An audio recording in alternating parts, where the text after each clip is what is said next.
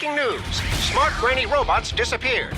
According to an FBI spokesman, the core of the Smart production plant, the frame-knitting Granny robots, disappeared without a trace. Imagine a city where really nothing special happens. In this city lives Annie. Annie has a mission, and she is perfectly equipped.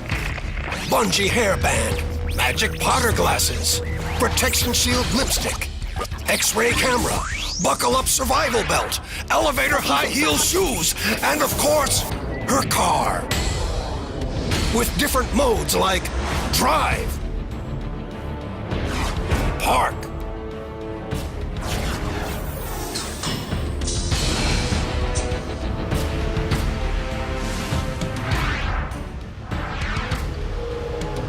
fly,